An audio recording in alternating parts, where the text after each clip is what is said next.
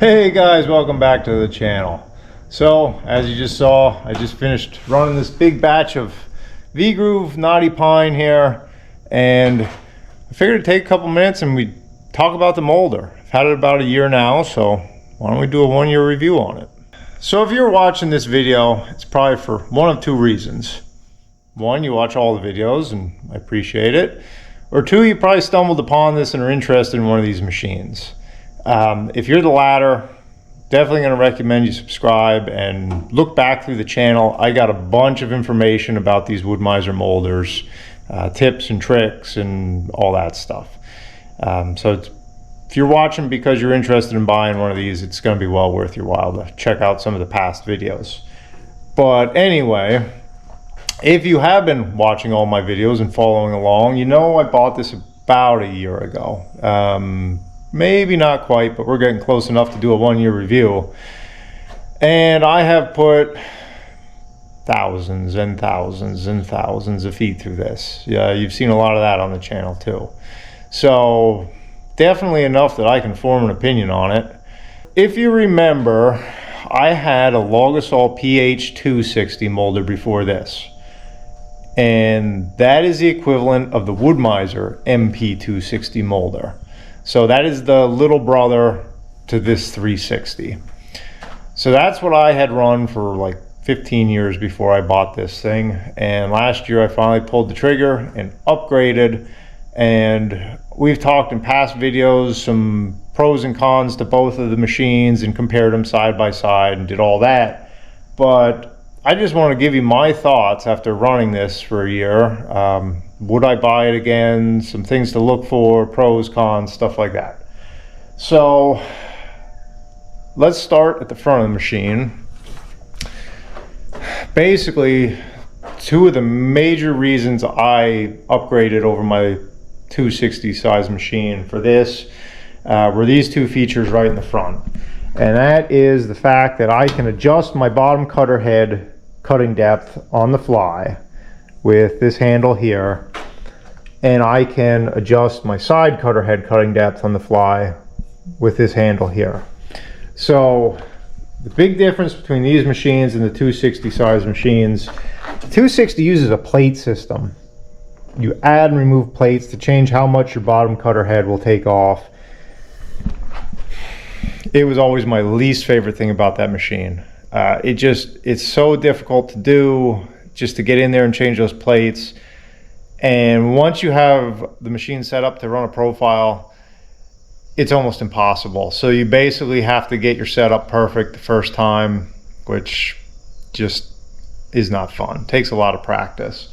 So this allows me to change it on the fly without disturbing any other settings of the machine. So a lot of times what will happen, you know, I'm running a batch of boards and there's always a thin piece or two. So if I was just to run it at my normal setting, I'd take too much off the bottom and the top would skip plane. Well, I can throw that to the side, run it at the end. All I have to do is bump up my table, so I'm taking a lesser cut off the bottom. It'll give me enough meat on the bone to clean up that piece, and I can salvage a piece. So, you know, that is a nice little hack to have, to be able to do that.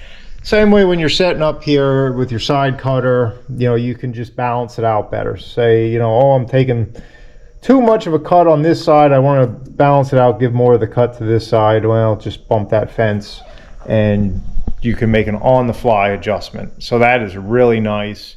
Those two features alone make it very worthwhile for me. Beyond that, I mean, there's a lot of nice things I like about this machine. Obviously, more horsepower is a big advantage. So it allows me to easily, like that 1-inch pine was easily a 1-pass product.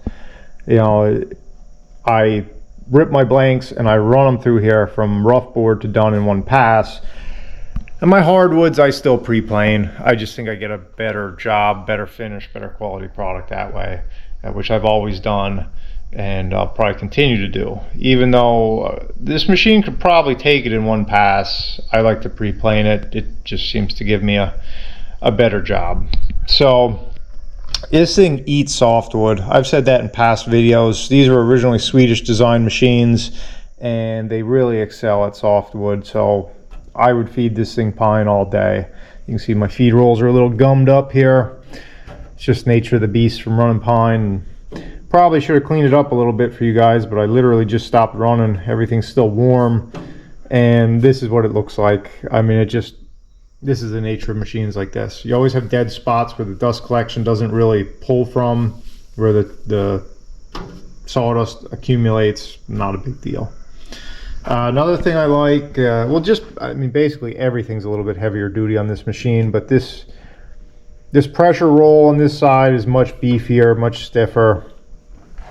I believe the feed rolls are a touch bigger than the 260, which never hurts. To have a wider feed roll just kind of feeds better. So about the only problem I've had with this thing in the last year is this last polyurethane feed roll started to delaminate and basically just kind of self-destructed. And that, I mean, this is a wear item. You will have to replace this if you run these machines. You eventually start to wear down where the boards run, but it shouldn't do that in 6 months. So I called Woodmizer. They basically decided it was just a bad, defective roller, and they sent me a new one under warranty.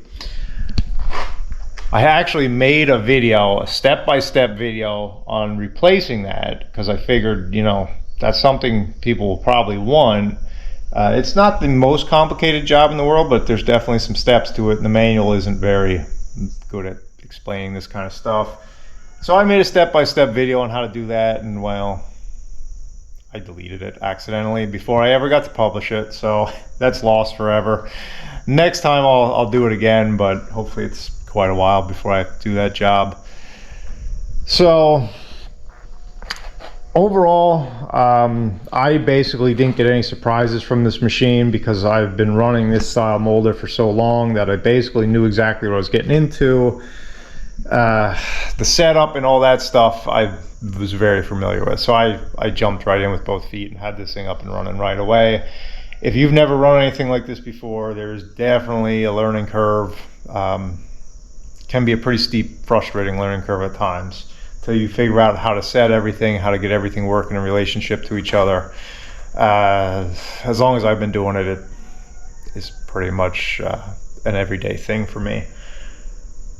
Some things I may not like so much about this machine, and there's really nothing major. I'm still not a fan of this dial system. I wish there was a scale here. I've been using it just because, well, it's one of these things you think of all the little tweaks you'd like to make to all your equipment, and you think about it and you think about it, but work, life gets in the way. You just don't have time to do everything. So I have been using this scale, and I just check every time I set up, and it has held accurate. I will give it credit. I know at this 9.2 setting, that's my 3/4, and I don't even know what that's supposed to represent exactly. I don't know if that's a metric designation or what it is, but I know that's my sweet spot. And so I know if I hit there and the handle's in this position, when I set everything up, I test the first board, I measure it, and I'm good. But on my 260, I had a stop. It was actually a real cutting edge. It was an old door hinge that I had here that I could flip out, and when I wanted to hit 3/4, I had a positive stop to hit.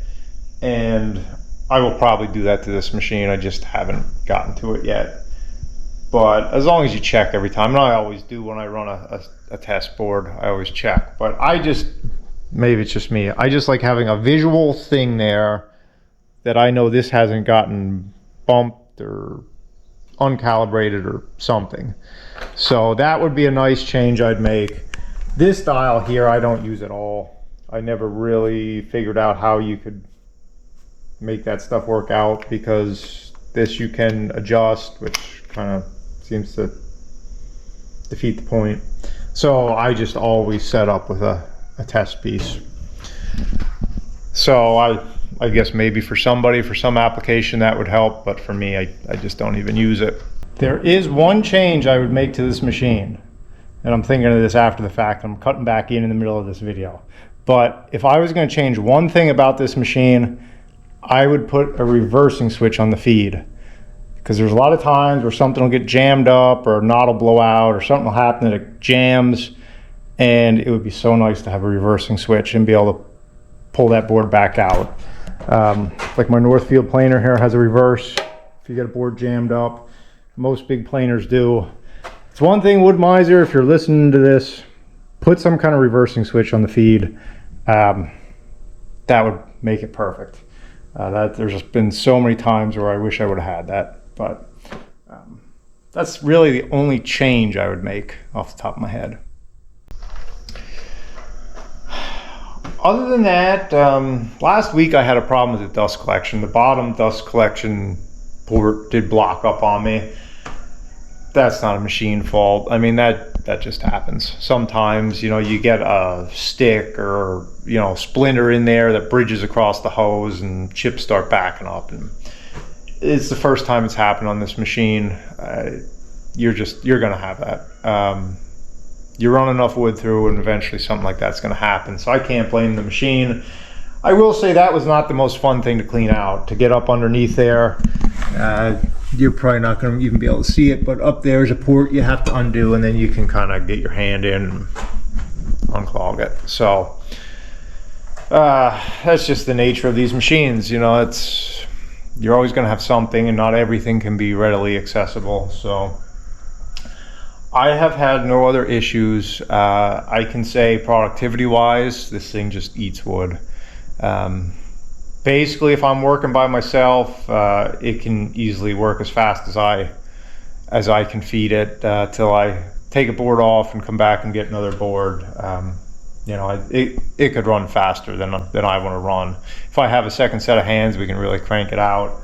It's a good machine. I guess I would say I should have bought it years ago, but I can say that about a lot of things around here, and well, you guys know how it goes. Everything in its time. You got to make the money before you can spend it. But this has definitely been a workhorse for me. It's been a good investment. I mean, if you've been watching the channel, you know all the different products I make.